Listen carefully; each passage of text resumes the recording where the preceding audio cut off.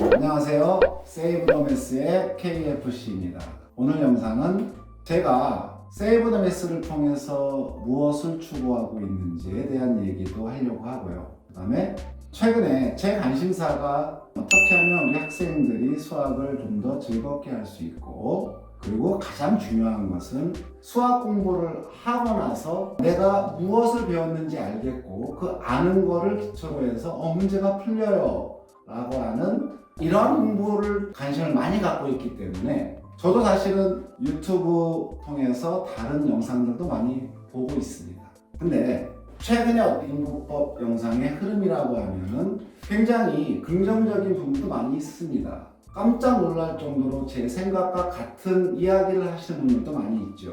수학 공부라고 하는 것은 당연히 대다수의 영상들이 강조하고 있는 첫 번째 사실이 뭐죠? 개념이 중요하다라고 얘기합니다. 그렇죠? 개념이 뭐냐라는 설명을 물론 많은 영상들은 하고 있습니다. 근데 실제로 그분들이 강조하고 있는 사실들을 들어보면은 맞아 그래. 그게 맞는 거야 라는 생각을 하지만은 이야기를 다 듣고 나서 왠지 모르게 다가오는 공허한 마음 감출 수가 없습니다. 우리 학생 여러분들이나 부모님들도 마찬가지의 그런 생각을 나는 해요. 왜 저렇게 영상을 마무리할까? 정말 부모님들과 학생들이 답답해하는 가장 핵심적인 얘기를 왜 하지 않을까? 개념이 중요하고 그래서 배운 개념을 남한테 설명할 수 있을 정도로 이해하고 암기해라 라는 얘기까지 합니다. 그죠? 여기서 우리가 중요하게 봐야 될 게 개념이 정확히 무엇인지, 배운 내용이 정확히 무엇인지에 대해서 구체적으로 설명하시는 분이 계시지 않습니다. 그리고 또 다른 영상에서는 이런 얘기도 합니다. 개념 자체의 공부는 중요하지 않다. 물론 중요하죠. 근데 개념은 결과적으로 문제를 풀기 위한 도구에 불과하다 라는 얘기합니다. 전적으로 동의합니다. 즉 개념이 어디에 사용되는 것인지, 개념을 배웠을 때, 그렇죠? 암기하고 기억했을 때 그게 어디에 사용되는지에 대한 이해가 되지 않는다면 그 개념은 아무짝에 쓸모없는 것이다 라는 얘기를 하는 거죠. 그렇죠? 즉 다시 얘기해서 실전적 개념이 되어야 한다는 얘기를 하고 있는 겁니다. 그런데 그래서 어쩌자는 얘기예요. 구체적인 한 단어에 들어갔을 때 학생 여러분들이 또 부모님들이 학생들을 지도해 갈 때 어떻게 공부해야 되는 겁니까? 구체적인 단원에서 개념 공부 어떻게 하는 거예요? 라고 한다면은 그걸 모르기 때문에 답답해하는 거죠. 대다수의 영상들은 거기서 마무리합니다. 왜 그렇습니까? 가장 핵심적이고 중요한 것은 오라 이겁니다. 그죠? 와서 돈 내고 들어가는 얘기죠. 충분히 그분들의 마음을 이해하고 그럴 수도 있겠다라는 생각을 합니다. 근데 저는 감히 생각하는 거예요. 그걸 뭐 그렇게 돈벌이의 수단으로 생각할 필요가 있겠는가? 다 오픈해도 될 만한 문제들인 것 같은데 그래서 오늘 이 영상을 찍게 된 거랍니다. 자, 실전적 개념이라는 게 도대체 뭐고, 그리고 개념 공부를 어떻게 해야 되고, 그리고 개념 공부한 결과를 갖고 어떻게 마무리 정리를 해야 하고, 그리고 알게 된 개념을 통해서 어떻게 문제를 풀어가야 하는지, 즉 실전적 개념이 도대체 뭔지에 대한 이야기를 구체적인 단어를 통해서 한번 설명드리고자 합니다. 지금 이 시기라면 많은 중3 학생들이 예비 고1 과정으로 새로운 고1 수학을 시작한 학생들이 굉장히 많을 겁니다. 그래서 그 예비 고1 단원의 하나를 예시를 통해서 한번 잠깐 설명해 드리고자 합니다. 본 영상을 끝까지 보실 거 아니라면 지금 스킵해 주세요. 맛보기 하려고 제 영상을 듣는 거 원치 않습니다. 자, 단적인 하나 예를 통해 설명하고자 합니다. 굉장히 중요한 수학적 개념인데 항등식 단원이 다항식의 곱셈 이후에 바로 이어져 나오는 두 번째 단원입니다. 항등식을 설명할 때 항등식에서 개념이 도대체 뭐냐? 라고 한다면 대다수 선생님들이 항등식의 정의를 얘기할 겁니다. 모든 x에 대하여 x가 무슨 값이 되더라도 x에 관한 다항식이 0이 되는 그죠? 등식이죠. 등식. 이 등식이 항상 언제나 성립하는 식을 항등식이라 부른다. 이것을 우리는 항등식이라 정의한다, 약속한다 이렇게 설명을 할 겁니다. 자, 그리고 나서 이런 항등식에서는 어떠한 성질이 있니? 라고 할 때 모든 x에 대하여 ax 플러스 b가 0이면 a는 0이고 b는 0이어야 한다 라는 사실을 설명할 겁니다. 똑같죠? 자, 모든 x에 대하여 ax 플러스 b는 cx 플러스 d가 되려면 고로 a하고 c는 같아야 하고 b하고 d는 같아야 한다고 설명할 겁니다. 그리고 증명을 어떻게 하냐? 항등식, 항상 성립하니까 자, x에 아무 수나 대입해보자. x 이퀄 0, x 이퀄 1을 대입해서 x 이퀄 0이면 고로 b가 0 아니니 자, x 이퀄 1로 성립해야 되지 않지? a 플러스 b가 0이면 b가 0이니까 고로 a가 0이 돼야 되지 않니라고 설명을 하실 겁니다. 교과서에서 나오는 기본적 개념은 이게 전부입니다. 항등식이 뭐고 어떠한 성질을 가진지에 대해서 자, 교과서에서는 딱 여기까지 설명하고 있습니다. 자, 그리고 나서 이어지는 실전 개념이 뭐냐면 미정계수의 결정이라고 하는 겁니다. 자, 미정계수의 결정법이라고 해서 어떤 얘기죠? 항등식 안에 주어진 식이 문제의 전제에서 항등식이라고 나오죠. 항상 성립합니다. 자, 그 등식 안에 모르는 미정계수, 문자계수를 포함할 때 어떻게 결정하니 해서 여기에는 수치대입법과 계수리기법이 있다라고 설명하고요. 그러면서 이제 문제에 바로 들어가죠. 그렇죠? 그래서 조금 더 나아가시는 분들은 수치대입을 언제 하고 계수비교를 언제 하는지는 설명할 겁니다. 계수를 비교하려면 전개가 가능한 식이다. 수치대입은 전개할 수 없는 식, 그죠? 또는 전개할 수 없는 이유가 미지의 식을 포함하기 때문이죠. 이러한 수식이 있을 때는 수치대입해라 이렇게 가르칠 겁니다. 근데 자, 이렇게 다 배우고도 똑똑한 학생들은 이제 알죠. 아, 뭐 배웠고 어떻게 문제를 풀어가는 거구나. 자, 아는데 가장 중요한 부분이 빠져 있습니다. 자, 항등식의 개념이 이렇게 정의됐을 때 자, 이걸 어디다 쓸 거냐라는 사실 하나 하고요. 자, 항등식을 왜 배우는 거야 도대체? 이 부분에 대해서 굉장히 답답함을 갖습니다. 그러니까 조금만 활용이 되어져도 문제에 접근하기가 쉽지 않게 되는 거죠. 자, 이 대목에 주목해서 저는 개념은 반드시 무슨 개념이어야 한다? 실전에 사용할 수 있는 실전 개념이어야 한다는 얘기를 하고 싶은 겁니다. 다시 얘기해서 자, 사실 항등식의 정의를 이렇게 하고 성질이 이렇게 설명됐다고 하지만 도대체 뭐가 항등식이요? 라고 하면 대답하는 학생이 별로 없죠. 항등식 도대체 뭐야? 때에 따라 선생님들은 항등식과 방정식을 따로 구분하여 설명하기도 합니다. 항등식은 항상 성립하는 식, 방정식은 특정한 x의 값, 특정한 해에 대해서만 성립하는 것이 방정식이다. 이렇게 방정식과 항등식을 구분해 설명하기도 합니다. 근데 가장 중요한 사실은 학생들이 그 항등식이 뭔지를 이해할 때 이렇게 한번 실전 개념을 잡으면 어떨까요? 어떠한 등식이 2x 플러스 1은 x 플러스 3이다 라는 등식을 한번 제시해 봅시다. 그럼 많은 학생들이 적어도 중학교에서 1차 방정식의 가장 기본적인 것만 배웠다 하더라도 학생들은 바로 구해냅니다. 오케이, x는 얼마다? 2다. 무슨 얘기예요? x가 2일 때만 이 등식은 성립하는 겁니다. 즉 2를 제외한 수를 넣으면 성립하지 않죠? 그래서 이게 방정식이고 이것에 방정식의 해라고 부르는 겁니다. 그럼 얘는 왜 방정식이 되죠? 바로 이 대목에서 항등식과 국어를 분명하게 인지시켜주는 게 중요한 겁니다. 좌변과 우변을 비교해 보면은 여기는 수식의 모양이 2x 플러스 1, x 플러스 3입니다. 그렇죠?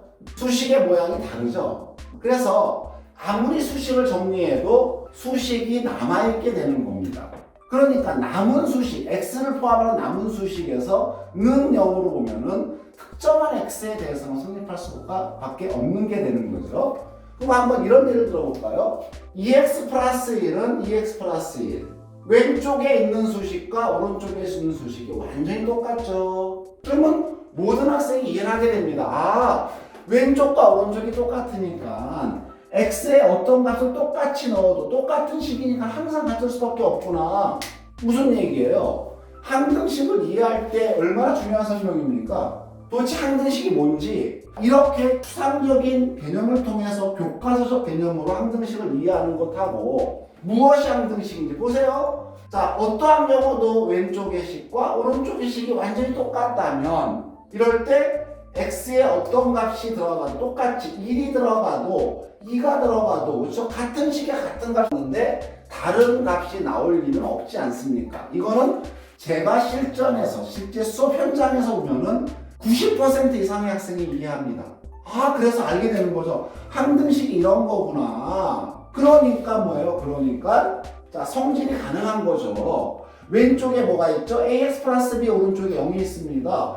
0에 0. 여기 아무것도 없어야 돼요. 그렇죠? 그러니까 a, b가 다 0이어야 한다는 얘기고요. 자, 똑같이 1차식이면 그대로 인정되죠? 왼쪽과 오른쪽이 똑같은 식이다. 그러니까 같은 차 개수가 같아야 한다. A하고 C, B하고 D. 그렇죠? 이것이 자, 우리가 개수 비교를 하는 가장 근본적인 이론적 배경이 되는 거죠. 이렇게 항등식을 이해해야만 항등식이 뭔지에 대한 명확한 개념이 쓰는 거죠. 그렇죠? 항등식이 뭐라고요? 좌변과 우변이 똑같은 식이라는 거예요. 그렇죠? 이럴 때만 항등식이지 좌변의 식과 우변의 식이 다른 형태의 식이어서 수식을 정리하고 나도 여전히 x가 남게 된다면 우리는 그 식을 항등식이라 부르지 않는다는 겁니다. 이 정도 얘기하면 대다수의 학생들이 이야기합니다. 너무 당연한 거 아니에요? 그걸 왜 배워요? 자, 바로 이런 의문을 가져야 되는 거죠. 그 의문에 대답을 줄 수 있어야 되는 겁니다. 왜 항등식을 배우냐면 자, 배우는 이유를 알아야 돼요. 그렇죠? 도대체 항등식을 배우는 이유가 도대체 뭐냐? 이 배우는 이유를 알고 항등식의 개념이 뭔지를 이해할 때 그걸 우리는 보통 실전적 개념이다 라고 볼 수 있는 겁니다. 항등식을 배우는 가장 큰 이유는 자, 여러분들 항등식이 생기는 이유를 한번 생각해 봅시다. 항등식의 생성 이유가 도대체 뭐냐? 왼쪽에 있는 수식과 오른쪽에 있는 수식이 똑같은 식이란 얘기예요. 똑같은 식입니다. 단순히 뭐만 한 거예요? 자, 형태 변형만 한 겁니다. 새로운 식이 날라온 것이 아니란 얘기죠. 자, 가장 대표적 형태 변형이 뭐죠? 전개입니다. 전개. 수식을 전개한 식입니다. 어떠한 식을 수식 전개하면 이게 나왔다. 예를 들어서 x 플러스 1의 제곱이 x의 제곱 플러스 2x 플러스 1 됐다. 얘하고 이 같다. 항등식이죠 이거. 어디서 항등식이 나오는지에 대해 설명은 일치하지 않고 교과서적 개념만 설명하기 때문에 항등식을 배우고 나도 학생들이 항등식에 대한 개념적인 이해를 할 수가 없게 되는 거예요. 그리고 가장 직접적인 이유가 그쵸? 형태 변형이 있죠? 전개가 있습니다. 자, 뒤에서 배울 수 있지만 부분 분수 같은 것도 있어요. 이런 건 다 형태 변형에 해당하는 겁니다. 예를 들어서 자, x제곱 마이너스 4분의 2x 플러스 1이 자, x 마이너스 2분의 a 플러스 x 플러스 2분의 b다. 그쵸? 이게 항상 성립한다. 무슨 얘기예요? 이걸 부분분수라고 하죠. 좌변의 식을 형태 변형해서 부분분수 만든 겁니다. 이 식은 항상 성립해야 돼요. 같은 식이어야 됩니다. 이 식이 어디서 툭 외계에서 날라온 식이 아니라는 얘기죠. 그죠? 자, 그리고 굉장히 중요한 게 항등식 자체에서 배우는 가장 중요한 게 뭐죠? 바로 다항식의 나눗셈이죠. 자, 우리가 다항식의 나눗셈식이 fx라고 하는 놈을 ax로 나누었을 때 몫이 qx고 나머지가 rx가 됐을 때 다항식 나눗셈, 저 앞단에서 배운 사실입니다. 자, 이 주어진 놈은 나눗셈이지만 이름을 수식으로 변형하면은 p제수 fx는 제수 ax 곱하기 qx고 플러스 나머지 rx의 등식이 성립한다라고 합니다. 무슨 얘기예요? 얘 다 전개하면 얘하고 똑같다는 얘기예요. 이 식 어디서 뚝 떨어진 게 아니에요. 이 식을 변형한 겁니다. 그렇기 때문에 이 식은 다른 말이 없어도 뭐가 되는 거죠? 항등식이 되는 겁니다. 어떨 때 항등식이 되는지를 알아야 학생들이 그걸 이해해야 이거 항등식이 당연한 거구나. 왜? 새로 생겨난 식이 아니기 때문에 변형한 식일 뿐이기 때문에 수식이 변형된 것에 불과하니까 왼쪽과 오른쪽 완전히 똑같을 수밖에 없구나. 자, 그래서 필요에 따라서 이 안에 포함되어 있는 자, 우리가 미정계수들을 결정할 수 있는 거죠. 예를 들어서 제수는 알고 나머지 몰라. 제수가 x-1과 x-1로 나눴습니다. 그럼 우리 알게 됩니다. 다항식 나눗셈을 배운 친구들은 나머지는 제수가 2차로 나눴으면 1차 이하니까 ax 플러스 b라 쓰면 되겠구나. 여기에 a와 b 아직 모르네. 이걸 우리가 미정계수라고 그러죠. 이런 걸 결정할 때 자, 항등식이기 때문에 항등식의 미정계수 결정인 계수 비교 수치대로 사용할 수 있는 거죠. 자, 이렇게 항등식의 개념을 정리하는 것이 개념 공부를 하는 거지 교과서적인 개념을 통해서 그대로 받아들이고 그것만 전달하는 것이 개념을 가리키고 배우는 것이 아니란 얘기를 하고자 하는 겁니다. 개념은 반드시 뭐여야 한다? 실전적 개념이어야 한다. 잊지 마세요. 되게 중요한 겁니다.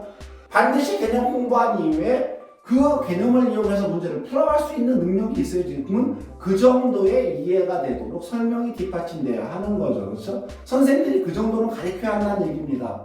근데 그 정도의 개념을 가르치지 않고 그냥 간단하게 책을 읽죠. 그죠? 그리고 교과서 개념을 한번 쭉 얘기해주고 바로 문제 들어가요. 선생님은 다 알죠. 학생은 이해가 안 된 상태에서 문제를 풀고 뭐 합니다? 학생 다 이해했다고 보죠? 네버 이해 못했습니다. 소수를 제외하고는. 이게 우리 개념 공부의 현실입니다. 자, 이렇게 개념이 정리가 되어야 한다는 얘기입니다. 개념은 반드시 뭐예요? 실전적 개념이어야 한다는 얘기. 실전적 개념은 교과서적 개념을 기반으로 그걸 다 배우고 외워야 되죠. 그것이 왜 배우는지를 통해서 그것이 어디에 사용되는지까지를 이해하는 것이 실전적 개념입니다. 자, 이렇게 실전적 개념이 받아들여지고 내가 암기가 됐다면 당연히 가장 중요한 과정이 뭐예요? 확인해 줘야 됩니다. 그렇죠? 선생님들 확인해야 됩니다. 근데 선생님들 확인 안 하죠? 그러니까 이 영상을 듣고 있는 학생들 스스로 확인해 보세요. 어디에다가? 백지에다가 한번 써보십시오. 많은 선생님들이 설명하라고 합니다. 남한테. 쑥스러워서 어떡해요. 그러니까 뭐 인형 놓고 해라 무슨 개소리입니까 이게. 가장 간단한 방법이 있어요. 그죠? 뭐예요? 백지 위에다 내가 쓰면 됩니다. 쭉 써봅니다. 왜 암기한 거를.